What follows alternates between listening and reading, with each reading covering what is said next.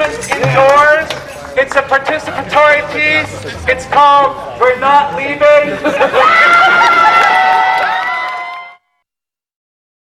Families, artists, they are what define our neighborhood. They are what makes this neighborhood so beautiful. But what gets left out is the whole race and class handle. When you study how gentrification happens, one of the first things that occur is that white artists are the first ones that actually move to whatever neighborhood is going to get gentrified. This is a class issue. This is what kind of people make up the artistic community and what kinds of people make up the working class community. Often they do not come from the same economic background. I've seen so many articles about artists being displaced and artist studios being displaced, and it's a bad thing. We need art institutions, we need art training, we need artists. Everybody needs art. It's part of being alive. But in fact, the majority of people being displaced are families, and they're working class, people of color. They've been in the neighborhood much longer, and their relationship to the neighborhood is just regular life. They live here, go to the grocery store here, have their cousin here and their best friend here, got married here.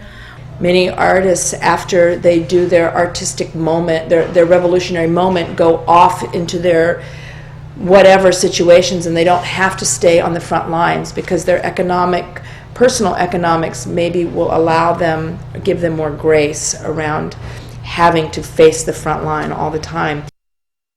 Low income folks, homeless people, immigrants are always the first ones to be targeted. They're always the first communities to be marginalized and considered to be expendable. And if it wasn't for the organizing of these communities themselves, and fighting back, it would be a lot worse. When something bad is being done to you and you can't fight by yourself, that's when you have to come together, that's when you have to fight, and that's when you have to unite, and solve the bigger problem, everybody together as one. En las ciudades y campos, la esperanza nunca muere. Ya lo dijo César Chávez, compañeros, si se puede. Right now, basically, Adams, what we're doing is we're organizing the community. We're having like a community protest against our landlord from this building right here. His name is Jim Corge. He works at on the corner of 24th and Folsom Street. We're gonna go boycott his store. Tell him, what, we're not gonna come here no more. Another thing, we're gonna present him with a tree that says "Do not uproot us," and there's pictures of the kids there that they did. So we're going to present him with this tree. En las ciudades y campo, la esperanza nunca muere. Ya lo dijo César Chávez, compañeros, si se puede. ¿Se puede? ¿Se puede? So just for the folks who are passing by, what we're doing is that the owner of this liquor store, named Jim, is also the owner of a couple of apartments, and he's trying to forcefully evict 2 families, 11 people, children and women and elderly folks. And so the girls are here wrote a letter to the owner to ask him to not evict them. Don't evict! Don't evict! Don't evict! Don't evict! Parking the tree inside since you don't want to come outside. And we wanted to, this is Jocelyn. And this is Diana, and they live at 868 Shotwell Street, where you are moving forward with an eviction of 3 families. And Diana and Jocelyn wrote you a letter that they want to present to you. My friends Danny, Jocelyn, Daryl, Diana, and Sergio all live in my block. I have good neighbors I have known all my life. The mural is beautiful. My best friend Ashley lives next door. So they wanted to give this letter to you. To Jim? To Jim.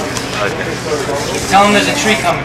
And we want to also give you guys this tree, and we think it's it says "Don't uproot us, don't uproot the children," and it has pictures of the children that are going to be evicted from the neighborhood. We've collected over 140 signatures from neighbors saying that the families are not a nuisance, and we want to just tell you that we're going to continue to organize to ensure that these families are not evicted. Me and my sister, they want to get us out of the house too. I don't want that to happen to our family and either to my friends. Yeah, because all the kids from around the neighborhood, they come here and they have a good time. They play together, laugh together, cry together. And basically today, the whole Shotwell block has got together to support Roger and his family. We haven't done nothing wrong. We've been a part of this community for the past 10 years. We want to keep living here, and if everybody sticks with us, we will keep living here. Thank you.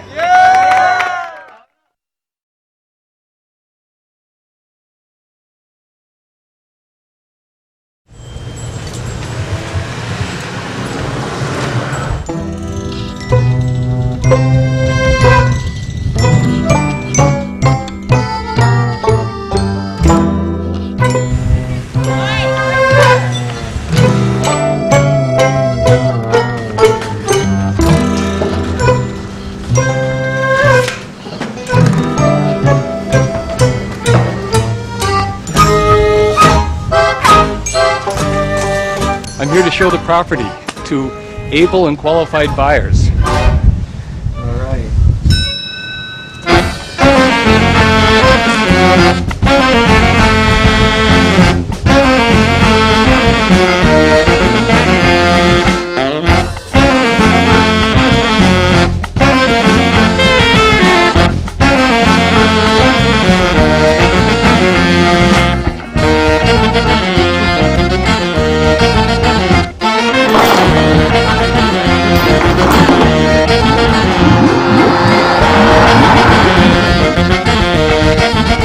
I could probably swing by. I got her message yesterday, but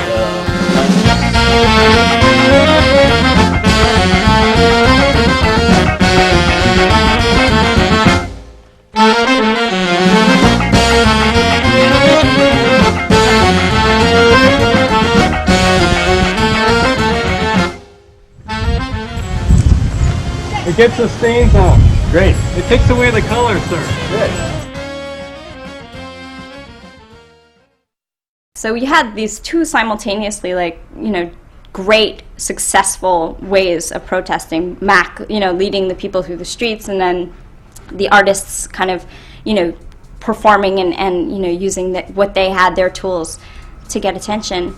And that culminated in, the Prop K, Prop L fight.